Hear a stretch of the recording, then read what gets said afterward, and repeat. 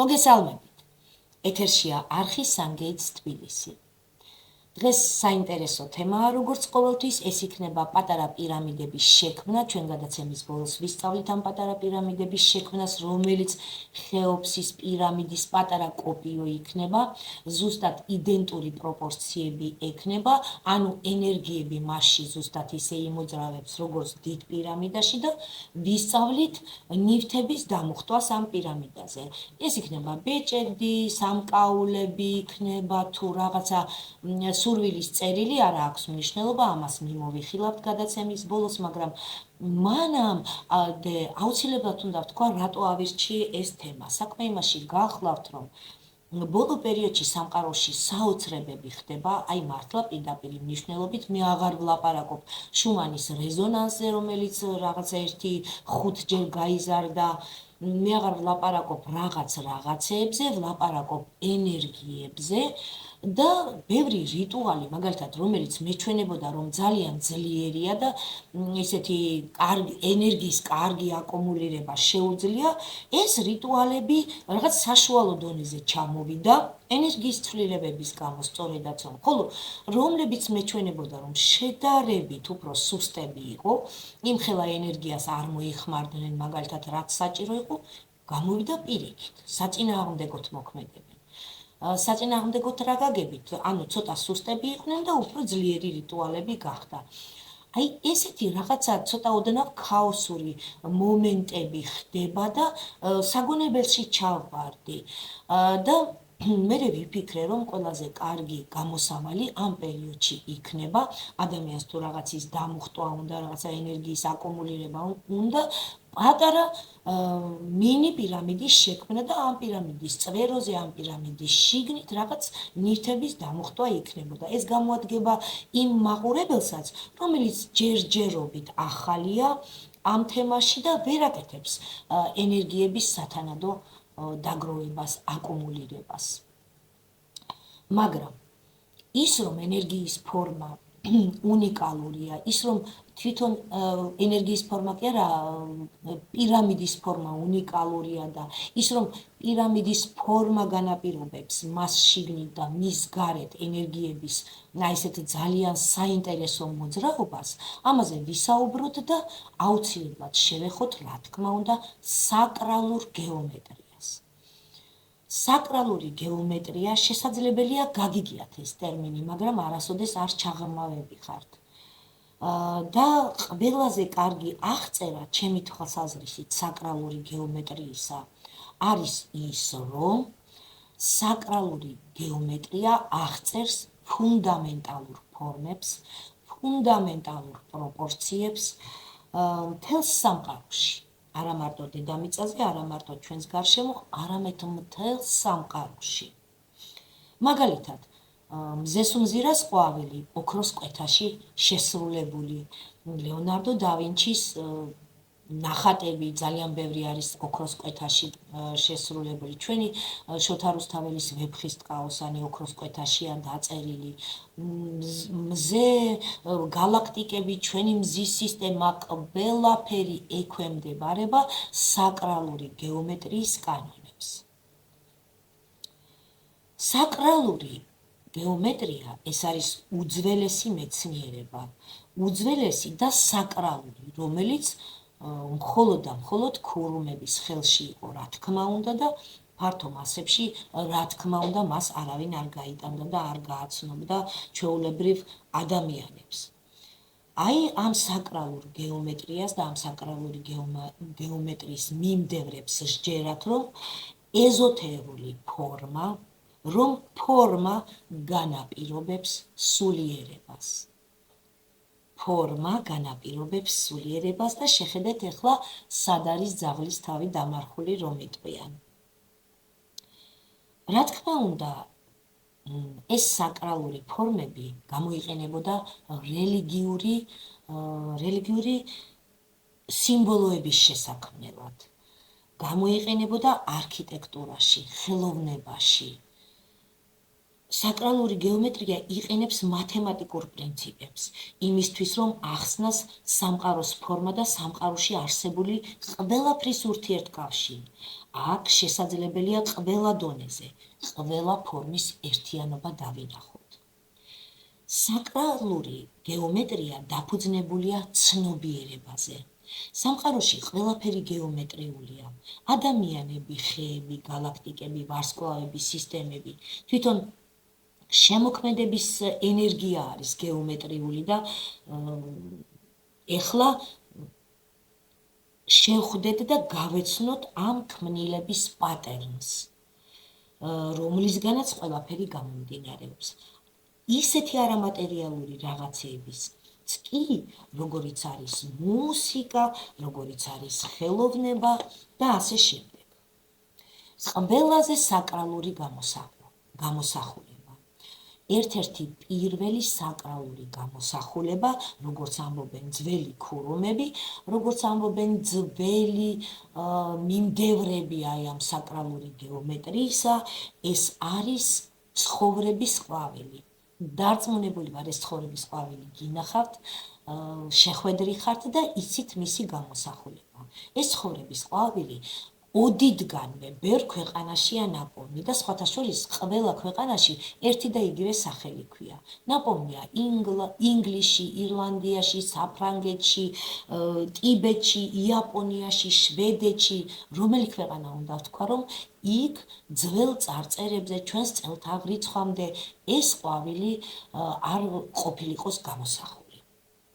ჩვენთანაც არის ესეთი ყვავილი, ესეთი ორნამენტები არსებობს ამ ყვავილის გამოსახულებით და როგორ წარმოიქმნა ეს ყვავილი? წარმოიდგინეთ აბსოლუტური არაფერი. აბსოლუტური სიბნელე და ამ სიბნელეში პირველი წერტილი ჩნდება. ერთი წერტილი. წარმოვიდგინეთ სიბნელე და ერთი წერტილი. ვისაც წაკითხული გაქვთ ბლავატსკაიას საიდუმლო დოქტრინა. პირველად, როდესაც გადავშალე ეს წიგნი და გახსოვთ ალბათ, რომ აი ქურუმებმა გადასცეს ეს ძალიან დაფარული, ძალიან საიდუმლო წიგნი ზოარი და პირველად რომ გადაშალა ეს წიგნი დაწერილი იყო პალმის ფურცლებზე. იმიტომ რომ ჩვენს წელთაღრიცხვამდე რაღაცა დიდი ბევრი ათასწლეულის წინ არის დაწერილი და რაღაცნაირად ისეა დამუშავებული, რომ იმ დრომდე, იმ მომენტამდე ყოველ შემთხვევაში ბლავატსკაია მას კითხულობდა მე-19 საუკუნეში, მე-18-ის ბოლო, მე-19-ის დასაწყისია ეს და შემონახული იყო ეთყობა, ისე იყო დამუშავებული და პირველ ფოთოლზე, მოკლედ პირველ ფურცელზე იყო გამოსახული მხოლოდ და მხოლოდ ერთი წერტილი. ხოლო მეორე ფურცელზე უკვე იყო გამოსახული წერტილი და მის გარშემო წრე.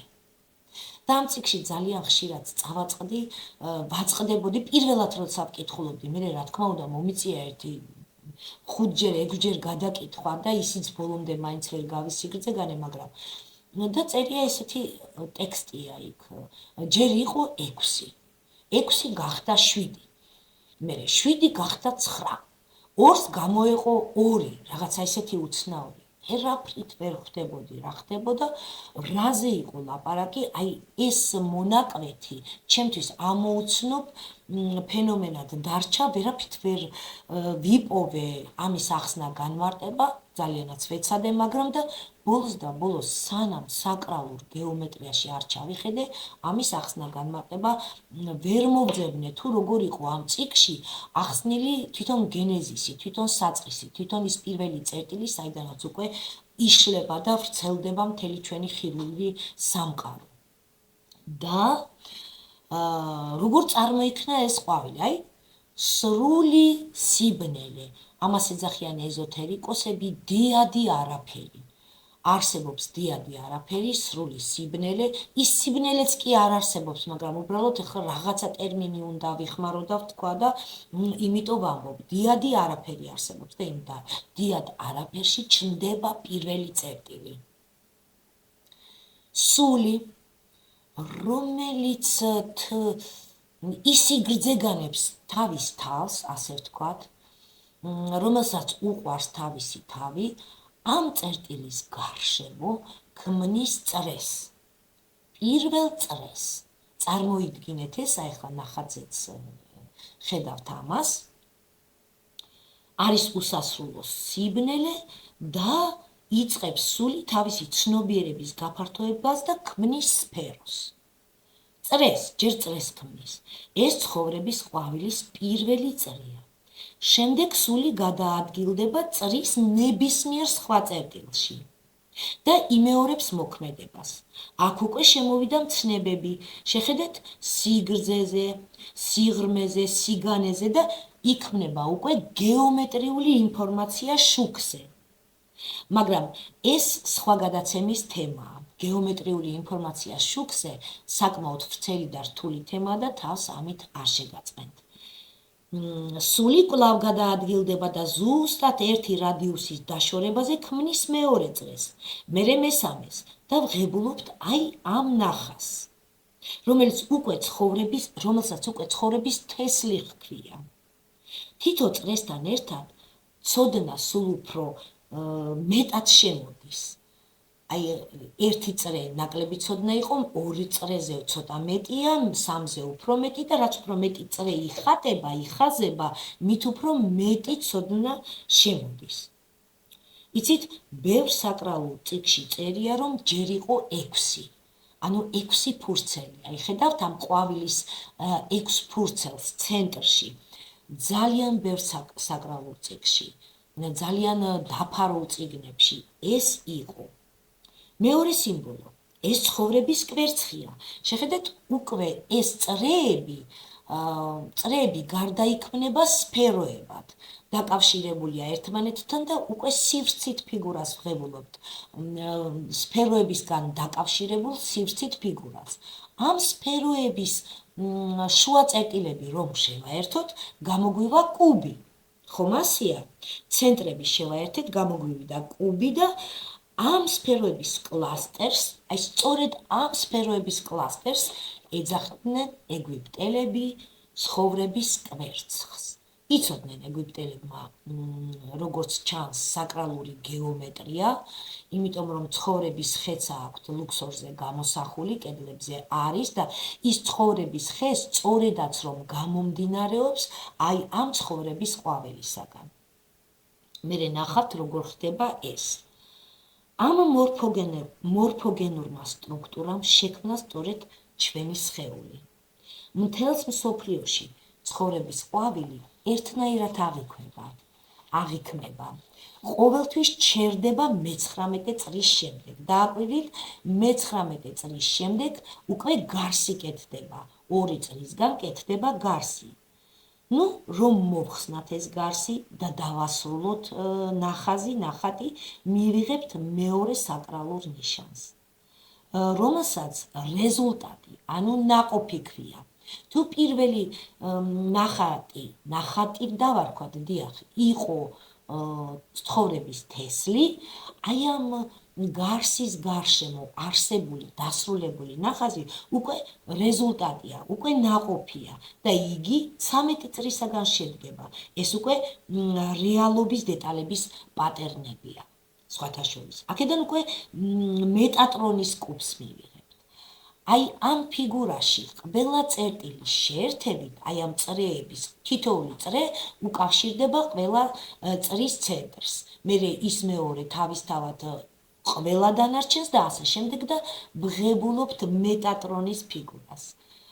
ცნობილი საკრალური ფიგურაა, ხოლო მეტატრონის ფიგურიდან უკვე კარგად თუ დააკვირდებით აი ხაზებს, იქიდან აუცილებლად მზერით ამოიღებთ კუბს, ამოიღებთ პლატონის ფიგურებს.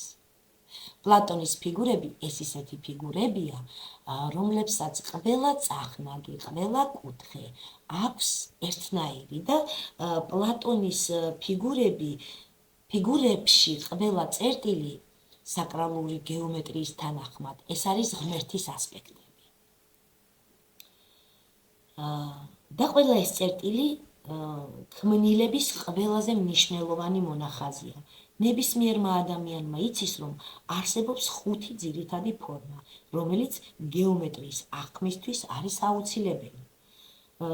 კიდე ერთხელ გაგიმეორებთ, ეს უნდა იყოს ერთი ზომის ზედაპირი, ზედაპირზე ერთი ზომის წახნაგები უნდა ქონდეს, ერთი ზომის წიბოები უნდა ქონდეს, ერთი ზომის კუთხეები უნდა ჰქონდეს, ფიგურა იდეალურად უნდა მოთავსდეს სფეროში. ასევეა დოდეკაედრიც, ასევეა ტეტრაედრიც, ასევეა ოქტაედრიც, ასევეა კასაედრიც. აი ეს ფიგურები. ეს ცოდნა, მოკლედ, რომ ვთქვათ, საკრალური გეომეტრია საოცრებაა. ნამდვილად, ჩვენ ვხედავთ, როგორი კოლოსალური მნიშვნელობა ენიჭება ფორმას ენერგიის თვალსაზრისით. თავად ფორმას კი შეუძლია მართოს ენერგიის ნაკადები. ფორმა მართავს ენერგიის ნაკადებს. ამიტომაც არის, რომ პირამიდის ფორმა მართავს ენერგიის ნაკადებს.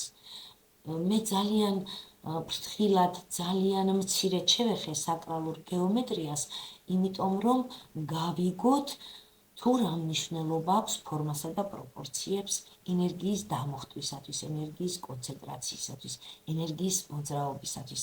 ამიტომ შევეხე. ხედავთ, თავად გენეზისი, თავად დასაწყისი, თავად პირველი წერტილი გამომდინარეობს, წერტილიდან გამომდინარეობს აი ეს ცხოვრების ყვავილი, რომელიც არის საკრალური ნიშანი, ამაზე საკრალური ნიშანი მეორე არ არსებობს, იმიტომ რომ უკვე ამ ნიშნიდან გამომდინარეობს, როგორც მეტატრონის კუბი, როგორც პლატონის ფიგურები, ასევე კაბალისტიკას ვინც იცნობთ, კაბალიზმს ვინც ეზიარება, მათ იციან, რომ ცხოვრების ხეც ამ ფიგურიდან მომდინარეობს. აი სწორედ კაბალისტების ცხოვრების ხეც ამ ფიგურიდან გამოდის, ასე ვთქვათ, ამ ფიგურაშია ჩაქსოვი და ძველი ალქიმიკოსები, ისეთი მაგალითად როგორიც იყო პითაგორე, დიახ, ალქიმიკოსები, მიაკუთვნებდნენ ხოლმე გარკვეულ ფორმას, აი ამ პლატონის ფიგურებს, სტიქიის ნიშანს. შეიძლება კუბი ყოფილიყო ცეცხლი, დოდეკაედრი, წყალი და ასე შემდეგ. აი, თქვენ თვითონ ხედავთ, როგორ შორს მიდის ეს ყველაფერი, ერთი ყვავილიდან, ერთი ცხოვრების ყვავილიდან იწყება და სად მიდის ეს ყველაფერი, მინდა კიდე ერთხელ გითხრათ, რომ ცხოვრების ყვავილი ერთ-ერთი პირველი და ყველაზე უმთავრესი ნიშანია საკრალურ მეცნიერებებში, საკრალურ ცოდნაში, ეზოთერიკაში და ასე შემდეგ. ეხლა გადავიდეთ ჩვენს პატარა პირამიდაზე. როგორ გავაკეთოთ ჩვენი პატარა პირამიდა დიდი პირამიდების პროპორციებში და პატარა კოპიო რომ მივიღოთ მისი. დიდი პირამიდის ზომები. მისი ფუძე გახლავთ 230 მეტრი და 230,4 მეტრი. მისი სიმაღლე არის 156,6 მეტრი, ეხლა უკვე 138,8 მეტრი.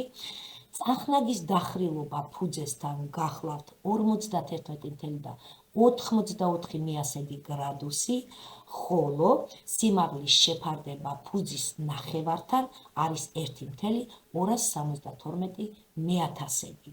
აი ზუსტად ასეთ პროპორციებში გავაკეთოთ ჩვენი პატარა პირამიდა, რომელიც დაგვეხმარება ხოლმე პატარ-პატარა ნივთების დამოხტვაში.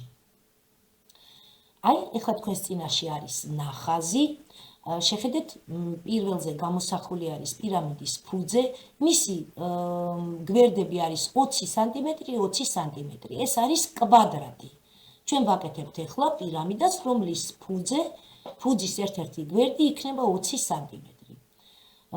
და გვერდით არის გამოსახული სამკუთხედი. ამ სამკუთხედის ფუძე, რა თქმა უნდა, 20 სანტიმეტრია. ეს ფუძე ხო უნდა დავაკრათ, ამ სამკუთხედის ფუძე უნდა დავაკრათ პირველ ნახატზე კვადრატს. მიმხვდით ხო? აი ფუძე კვადრატის 20 და 20 სანტიმეტრი ქვემოთ იქნება და გვერდებზე დაეკრობა 4 სამკუთხედი, 4 ტოლფერ და სამკუთხედი. აი მეორე ნახატზე რომ არის წარმოდგენილი. 4 ტოლფერ და სამკუთხედი. დაგჭირდება წვეროთი შევაერთებთ და გამოგვივა პირამიდა. ეხლა ეს სამკუთხედი როგორი უნდა იყოს? თავად ხედავთ, ფუძე 20 სანტიმეტრია, ამ სამკუთხედის სიმაღლე გახლავთ 15.4, ანუ მედიანაც ბისექტრისაც რაც გნებავთ 15.4 სანტიმეტრია და მისი ერთ-ერთი გვერდი ამ სამკუთხედის ერთ-ერთი გვერდი სამკუთხედი ტოლფერდაა კიდევ ერთხელ ვიმეორებ, არის 16.2, მაგრამ ეს 16.2 ისედაც ავტომატურად გამოგივათ, როდესაც აიღებთ სამკუთხედის ფუძეს 20 სანტიმეტრს, მოძებნით შუა წერტილს, აწევთ ბისექტრისას, მედიანას, არ ვიცი, აი ამ შუა ხაზს 15.4 სანტიმეტრს მონიშნავთ და მერე დაუშვებთ უკვე სამკუთხედის გვერდებს. გამოგივათ სწორი სამკუთხედი, რომლის ფერდი იქნება 16.2, აი აქ ყველაფერი მოცემულია ფაქტიურად, მთელი სიგრძე, სიგანეები და ასეთ სამკუთხედს გამოჭრით 4 ცალს. შეგიძლიათ ცოტა ამ კონტურებს იქით გახვიდეთ, რათა მერე იოლად შეაწებოთ. შეიძლება პირველად არ გამოგივიდეთ და მეორედ უკვე მიხვდეთ, რამდენი უნდა გამოწიოთ კონტურებს იქით, რომ კარგად შეერთდეს ეს სამკუთხედი. და შეკრავთ პირამიდას.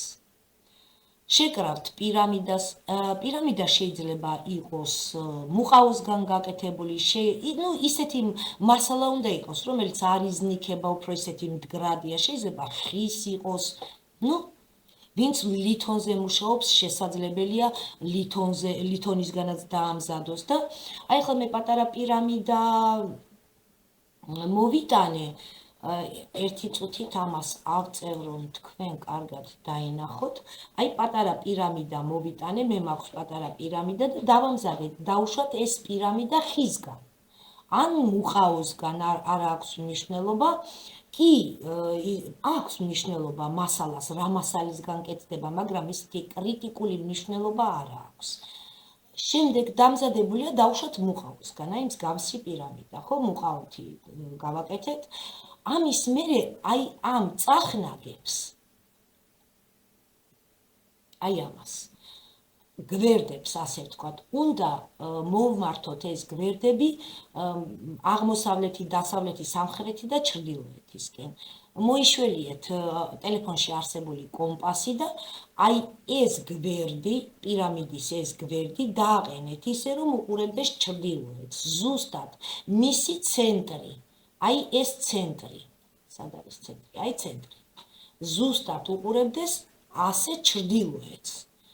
ეს მაგალითად უყურებდეს აღმოსავლეთს, ეს, სამხრეთს შესაბამისად და დასავლეთს. ისე უნდა დადგათ ეს პირამიდა. გვაქვს პირამიდა სწორ პროპორციებში, გვაქვს სწორედ არჩეული მხარეები, აღმოსავლეთი, დასავლეთი, სამხრეთი, ჩრდილოეთი და რას ვაკეთებთ? აი ახლა მე მოვიხსნი ბეჭედს და მაგალითად გინდათ რომ დამუხტოთ თქვენი ბეჭედი.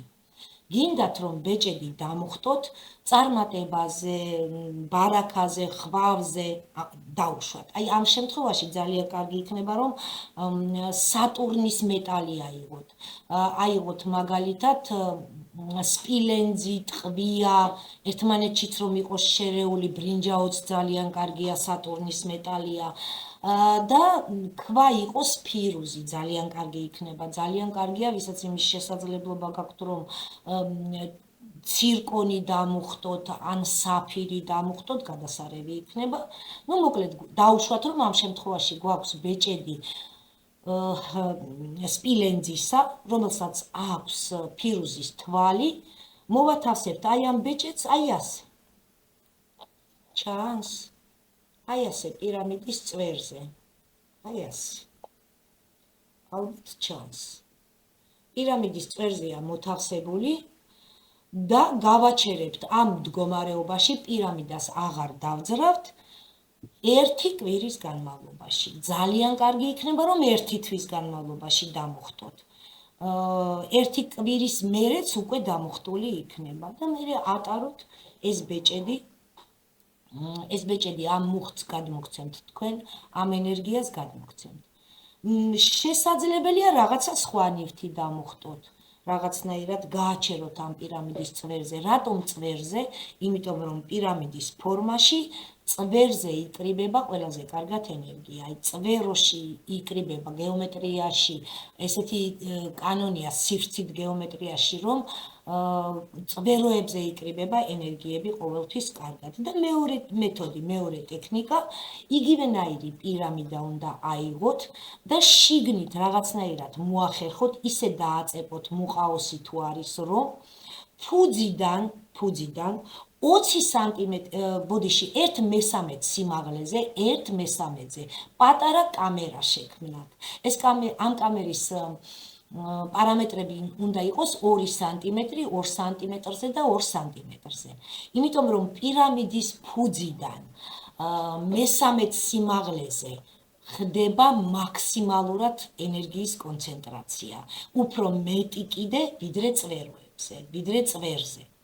და აი ამ კამერაში, ახლა როგორ მოათავსოთ, ხო 1/13 სიმაღლეზე ის პატარა კამერა 2 სანტიმეტრი რო აქვს ისა სიგრძე სიგანე სიმაღლე, კიდევ ერთი ყუთი უნდა შექმნათ პატარა, დააწებოთ ძირზე და მერე იმხელა უნდა იყოს იმისი სიმაღლე, რომ მეორე ამ ყუთს რომ დააწებებთ, მეორე კამერას რომ დააწებებთ, აღმოჩნდეს თქვენი პირამიდის სიმაღლის 1/13-ზე.